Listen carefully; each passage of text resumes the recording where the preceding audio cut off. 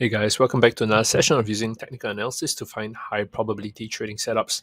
Now, we all know the S&P 500, right, has been dropping strongly, right? And the thing that I want to highlight here is that this level 3810 has been broken. And it also, not many people notice it, but it's actually a key 38% retracement that goes very, very far back, all the way to beginning of 2020. It's a key level that's been broken. That means we should be seeing a nice little drop, right? You look at this, right? You got obviously nice descending momentum pushing prices down lower and lower, right? And we throw in the Ichimoku, we can see that it's, prices is pushing it lower, right? So we do have a bias, right? At least over the next couple of days to see prices kind of inch all the way down to here. You want to play it safe, right? You really want to play it safe. You don't need to play it down to there. You could play it to here.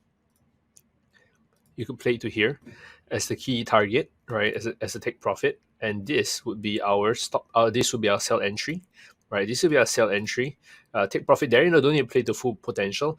Price might come out and fill the gap though. So if you want to be safe, you can put your stop loss slightly higher, right? Just give it a little bit of breathing space. But we do see strong bearish momentum that might push prices all the way down to 3588.